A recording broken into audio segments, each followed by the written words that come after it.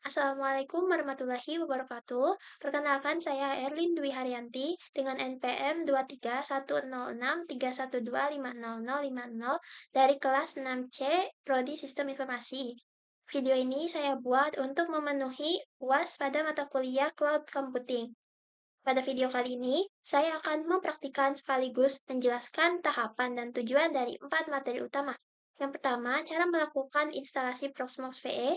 Kedua, cara membuat virtual mesin beserta instalasi sistem operasi di dalamnya. Ketiga, cara membuat kontainer. Dan yang keempat, cara membuat user baru dengan permission atau hak akses spesifik. Mari kita langsung mulai ke tahap yang pertama.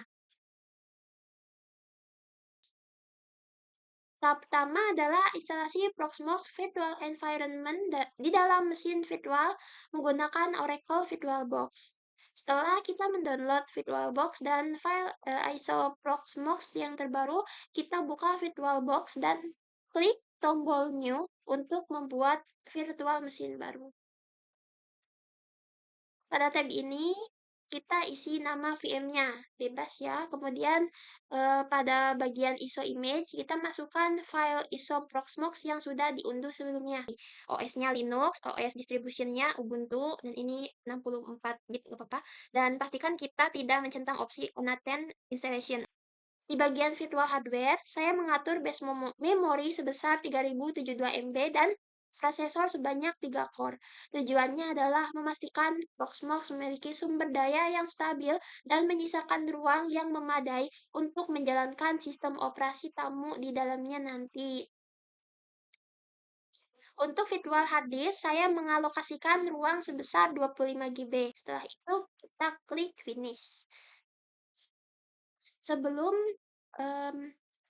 mesin virtualnya dinyalakan, ada satu pengaturan yang penting. Kita masuk ke menu setting VM, lalu ke bagian display dan ubah graphics controllernya menjadi VMS VGA.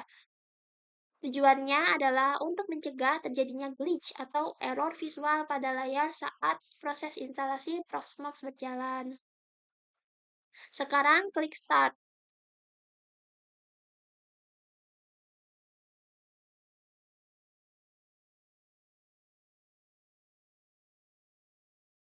Saat muncul menu booting, pilih Install Proxmox VE Graphical dengan menekan Enter.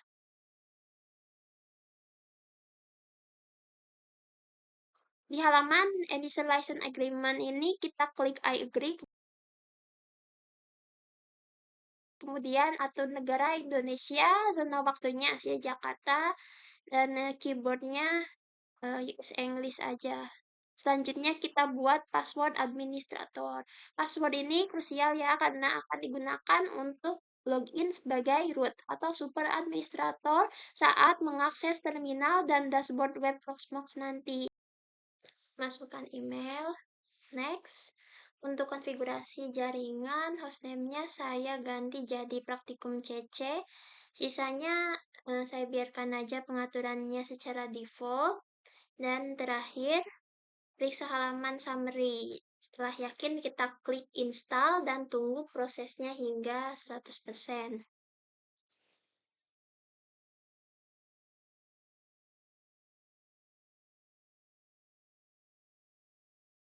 Setelah selesai, agar mesin tidak mengulang booting ke menu instalasi, kita harus melepas file ISO-nya. Caranya, power off mesin virtualnya, lalu hilangkan centang pada file ISO Proxmox di pengaturan perangkat bericon kaset yang ada di pojok kanan bawah yang ini ya.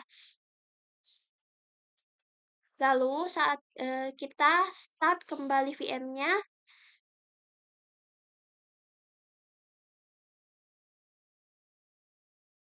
itu berhasil ya muncul login. Kita harus login menggunakan username root dan password yang sudah dibuat hingga muncul command prompt yang menandakan Proxmox-nya siap.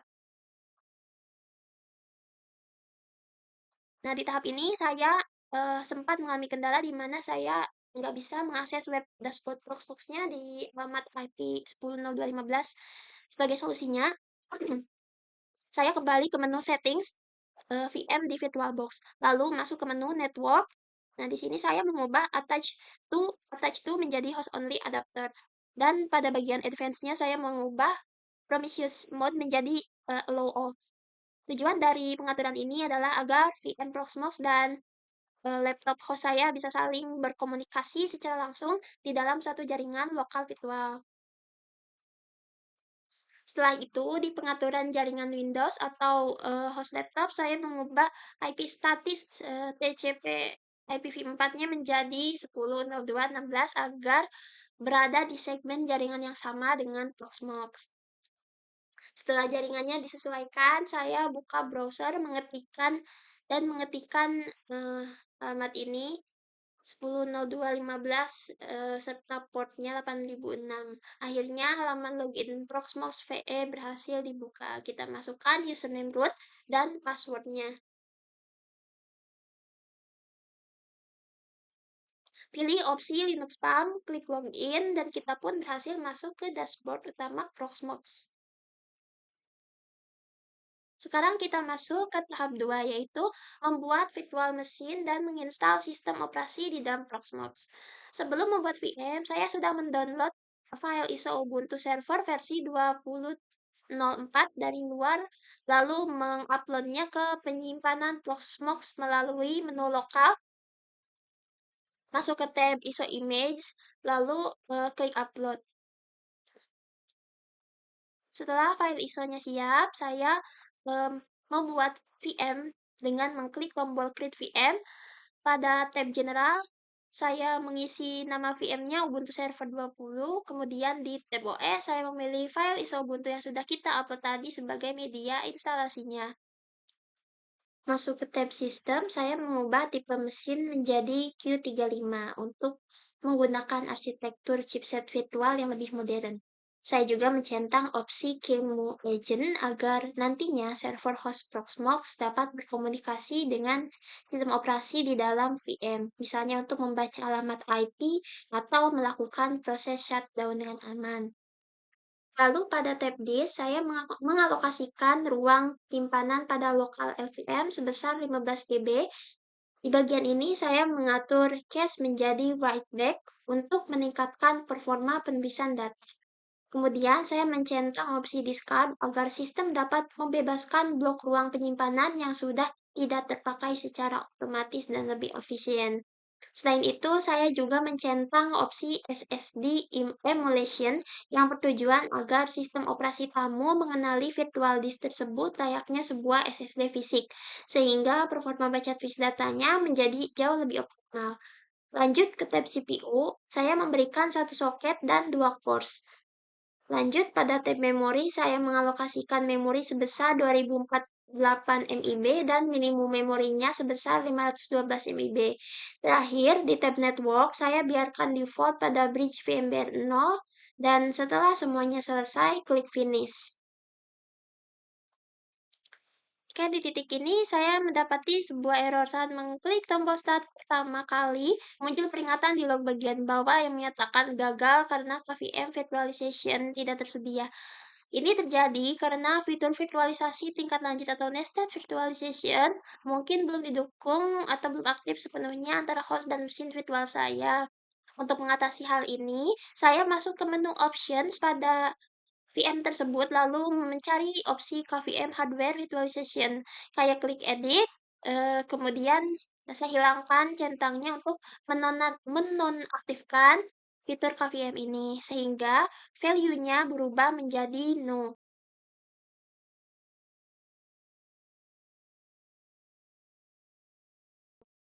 Setelah disimpan, saya kembali menekan tombol start dan syukurlah VM kali ini berhasil berjalan tanpa error. Selanjutnya, saya membuka layar konsol untuk memulai melakukan instalasi Ubuntu Server.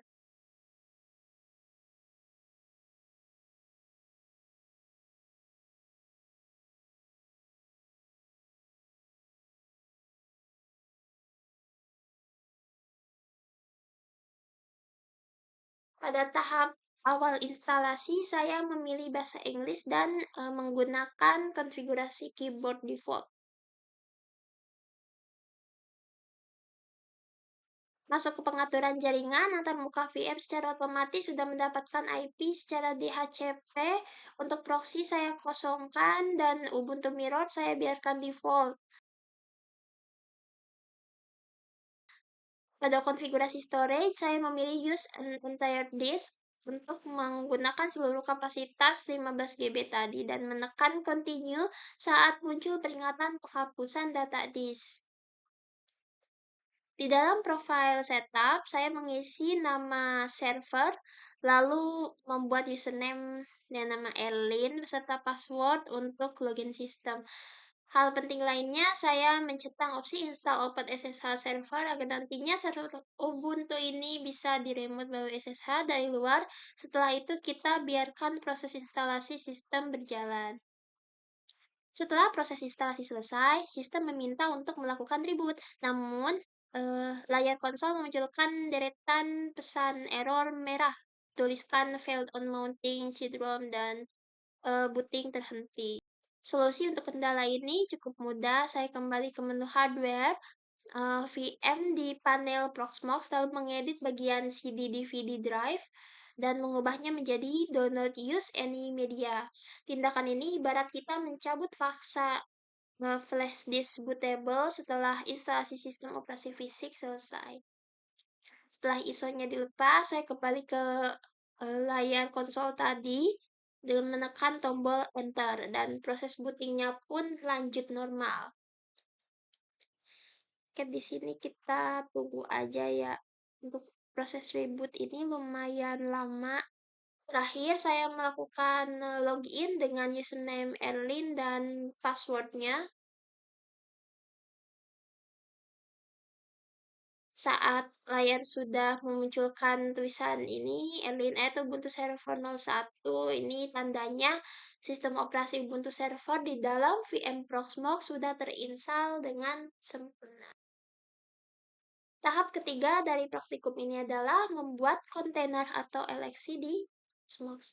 Berbeda dengan VM yang menggunakan file ISO untuk instalasi OS di awal, kontainer menggunakan file template yang sudah terkonfigurasi.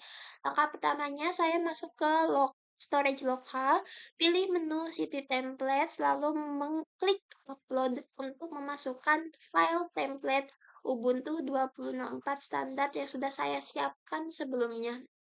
Untuk template ini, ininya target Z ya biasanya. Kita tunggu hingga status log menunjukkan task off.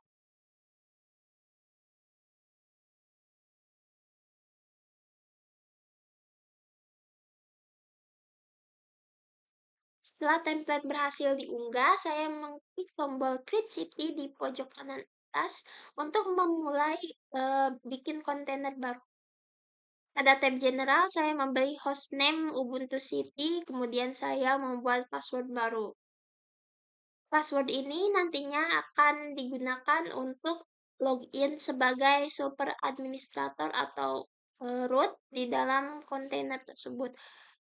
Opsi unprivileged container saya biarkan dicentang karena ini adalah standar keamanan terbaik agar root di dalam kontainer tidak memiliki akses root di sistem fisik Proxmox. Lanjut ke tab template, saya memilih storage lokal dan memilih file template Ubuntu 20.04 yang baru saja kita unggah tadi ya.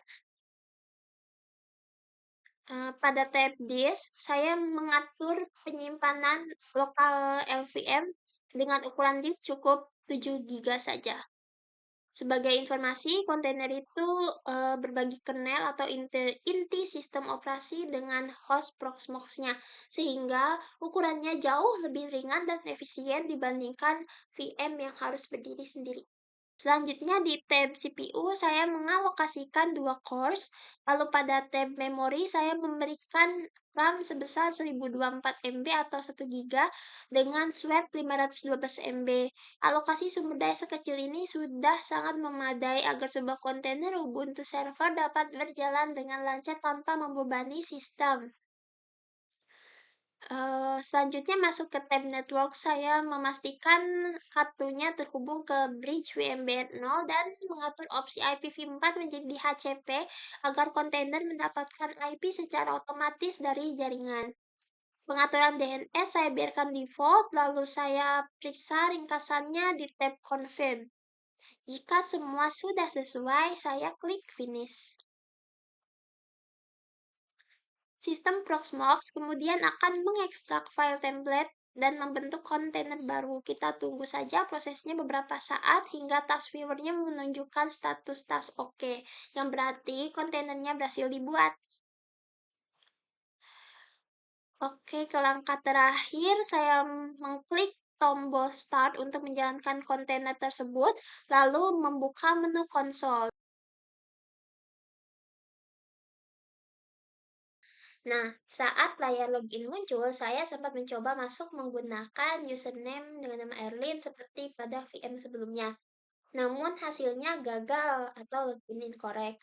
Ini karena pada kontainer yang dibangun menggunakan template dasar. User khusus seperti Erlin itu belum dibuat. Akses default pertama kali untuk kontainer itu selalu menggunakan username root. Jadi saya ubah username-nya menjadi root lalu masukkan password yang tadi saya buat di tab general. Dan ya, loginnya berhasil. Layar memunculkan command prompt root at Ubuntu City yang menandakan kontainer Ubuntu siap digunakan. Kita sampai di tahap yang terakhir yaitu konfigurasi manajemen akses atau role-based access control. Pertama, saya membuat dua user baru di menu data center bagian users. Untuk user 1 dan user 2, saya atur realm-nya ke Proxmox VA Authentication Server, lalu masukkan password. Dan di sini saya membiarkan kolom yang lainnya kosong. Selanjutnya, saya memberikan akses ke VM Ubuntu Server 20. Saya tambahkan user 1 at PVE dengan role-nya PVE VM User. Role ini memungkinkan user untuk melihat status mesin, melakukan backup, menghidupkan dan mematikan VM. Namun, user ini tidak memiliki akses untuk mengubah spesifikasi hardware atau menghapus mesin tersebut. Hal yang sama saya lakukan pada kontainer. Saya menambahkan user 2 at PVE dengan role yang sama, yaitu PVE VM user, agar user ini bisa mengelola operasional dasar kontainer. Sekarang, mari kita uji. Saat login, saya wajib memilih realm Proxmox VA Authentication Server. Kita tidak bisa menggunakan Linux Palm karena user ini tidak terdaftar di sistem operasi Linux utama, melainkan hanya ada di database internal Proxmox. Oke, di sini berhasil masuk ya. Terlihat bahwa user 1 hanya bisa mengakses VM yang diizinkan. Ia memiliki hak akses penuh untuk melakukan start dan membuka konsol. Namun saat mencoba membuka tab hardware, user 1 hanya bisa melihat detail konfigurasi mesinnya saja tanpa memiliki izin untuk mengubah spesifikasi atau pengaturan hardware-nya, ataupun yang lain-lainnya. Saya mencoba lagi, login sebagai user 2, sama ya, dia hanya bisa melihat kontainer yang diberikan izin saja, dengan batasan akses yang sama seperti user 1 tadi.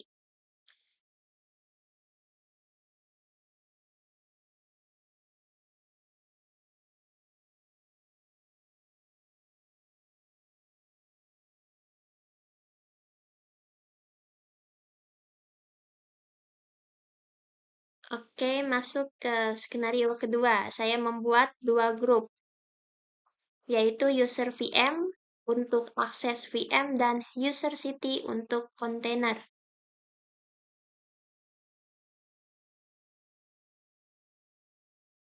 Setelah menambahkan user 3 dan user 4, saya mengedit setiap user untuk dimasukkan ke grup yang sesuai. Di VM dan City, saya menghapus akses per user tadi lalu menggantinya dengan grup permission menggunakan grup baru yang dibuat.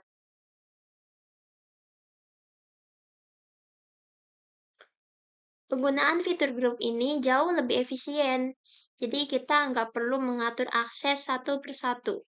Dengan memberikan hak akses ke grup, seluruh anggota grup secara otomatis mewarisi permission yang sama. Oh iya, di sini kita perlu menambahkan user ke grup-grupnya ya. Kita edit user, misalnya nih user satu, kita masukkan ke grup user VM. Di sini saya menambahkan user satu dan 3 ke grup user VM, dan user 2 dan 4 itu saya tambahkan ke user city. Sebagai buktinya, saya melakukan login sebagai user 3. Ia langsung mendapatkan akses ke VM karena ia sudah tergabung ke dalam grup user VM. Untuk skenario ketiga, saya membuat grup admin VM dan user baru bernama admin 1. Di VM Ubuntu Server 20, saya berikan akses grup admin VM dengan role PVE VM admin. Role ini memberikan keleluasaan lebih, seperti melakukan clone, membuat snapshot, dan mengubah spesifikasi hardware dan lain-lain, namun tetap terbatas hanya pada level VM tersebut. Terakhir, skenario keempat, saya membuat role custom, namanya VM Power Only. Di sini saya memilih 4 privilege utama. Yang pertama, VM Audit agar user bisa melihat status dan konfigurasi mesin. Kedua, VM Backup untuk mengizinkan user melakukan backup data. Ketiga, VM Power Management agar user bisa menghidupkan dan mematikan mesin. Serta keempat, VM Snapshot agar user bisa menyimpan state mesin sebelum perubahan. Saya membuat user power only dengan ini komennya buat nyalain City aja ya.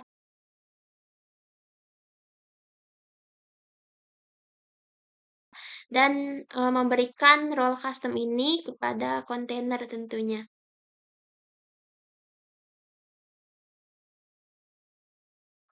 Saat login sebagai power only, kontainernya berhasil tampil.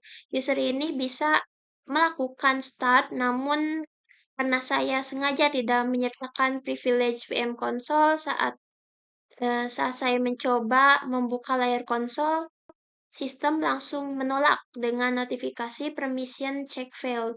Ini membuktikan bahwa pembatasan hak akses yang kita buat berjalan akurat.